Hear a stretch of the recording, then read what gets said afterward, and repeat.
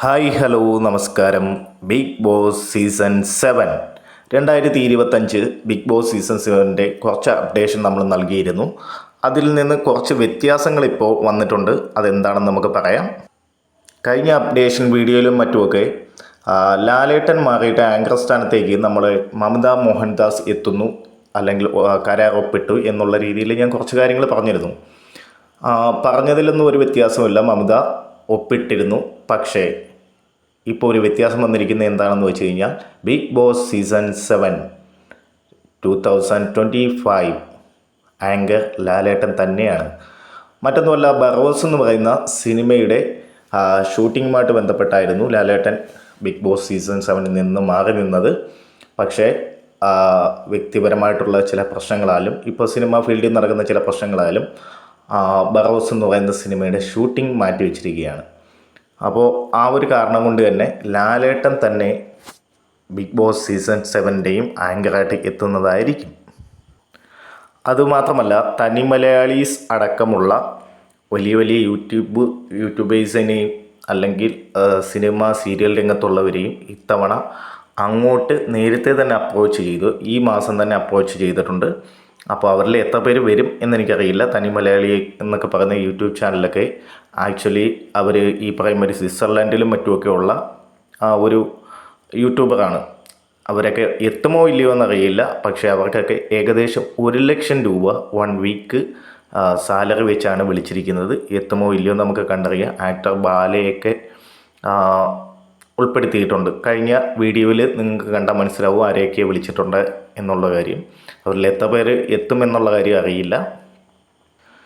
അതുപോലെ തന്നെ സെറ്റിനെ പറ്റി പല ഇതും പറയുന്നുണ്ടായിരുന്നു. ഇപ്പോൾ പല അപ്ഡേഷനിലും പറയുന്നുണ്ട് മറാത്തി സെറ്റായിരിക്കുമെന്ന്. പക്ഷേ ബിഗ് ബോസ് സീസൺ 7 നടക്കാൻ സാധ്യത കൂടുതൽ മുംബൈ സെറ്റിൽ ആണ്. അതായത് ബിഗ് ബോസ് സീസൺ ഹിന്ദിയിൽ ഇപ്പോൾ നടന്നുകൊണ്ടിരിക്കുകയാണ്. അപ്പോൾ അതിൻ്റെ പ്രാരംഭഘട്ടങ്ങളിൽ ആണ്. അപ്പോൾ അത് ഇപ്പോൾ അതേ സെറ്റ് തന്നെ ആയിരിക്കും. പ്രൗഢഗംഭീരമായ ഒരു എന്താ പറയുന്നത് സൂപ്പർ സെറ്റ് തന്നെയാണ്. അതിൽ ചെറിയ ചെറിയ വ്യത്യാസങ്ങൾ, മലയാളത്തിൻ്റെ ലോഗോയും മറ്റും കാര്യങ്ങളൊക്കെ വരുമ്പോൾ അതുമായിട്ട് ബന്ധപ്പെട്ട് ചെറിയ ചെറിയ വ്യത്യാസങ്ങൾ മാത്രമേ കാണൂ. ഒരു 90% മുംബൈ തന്നെ ആവാനാണ് ചാൻസ്. അല്ലെങ്കിൽ പിന്നെ ചെന്നൈ തന്നെയാണ്. മറാത്തി സെറ്റിലേക്ക് പോകുന്നതല്ല. മറ്റൊരു അപ്ഡേഷൻ എന്തെന്നാൽ ഡിസംബർ പകുതിയോടെ തന്നെ നമ്മുടെ ലോഗോയും തീം സോങ്ങും മറ്റുമൊക്കെ റെഡിയാവും. ഏകദേശം ഡിസംബർ അവസാനത്തോടെ തീം സോങ് വെളിയിൽ വരും. അതുപോലെ തന്നെ പുതിയ തീം സോങ് ആയിരിക്കും ഇത്തവണ പുറത്ത് വരിക എന്നാണ് അറിയുന്നത്. പഴയത് നമ്മുടെ ലോകത്തിൻ കഥയറിയാതെ എന്നുള്ള ആ ഒരു സോങ് ഇത്തവണ ചെറിയൊരു ചേഞ്ച് ഉണ്ടായിരിക്കും എന്നാണ് അറിയുന്നത്. അതേ കണക്ക് തന്നെ ഹിന്ദി ബിഗ് ബോസ് ഇത്തവണ കാണുന്നവർക്കറിയാം ഭയങ്കര പ്രൗഢഗംഭീരമായ ഒരു ഇത് ലൊക്കേഷൻ തന്നെയാണ് അവിടെ ഒരുക്കിയിരിക്കുന്നത്. ആ ഒരു സെറ്റ് എന്ന് പറഞ്ഞാൽ മാരക അടിപൊളിയാണ്. അതേ കണക്ക് ഇത്തവണ ഊഞ്ഞാലും മറ്റുമൊക്കെ കാണും. അപ്പോൾ അതും നമുക്ക് ഒരു എന്താ പറയുന്നത് പഴയ ഒരു ബിഗ് ബോസിൻ്റെ ശൈലിയിലേക്ക് പോകും.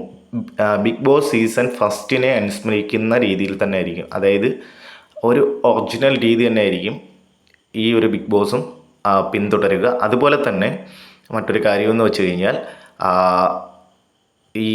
ഇതിൻ്റെ ക്യാപ്ഷനും മറ്റുമൊക്കെ വരുന്നുണ്ട്. അതും ഏകദേശം ഒറിജിനൽ എന്നുള്ള ആ ഒരു പദം വെച്ച് അതിനെ കമ്പയർ ചെയ്ത് തന്നെ ആയിരിക്കും എന്നാണ് അറിയുന്നത്. അപ്പോൾ ഇതിനെപ്പറ്റി നിങ്ങളുടെ അഭിപ്രായങ്ങൾ നിങ്ങൾ കമൻറ്റ് ബോക്സിൽ രേഖപ്പെടുത്തണം. Thank you all. Thank you for watching. By.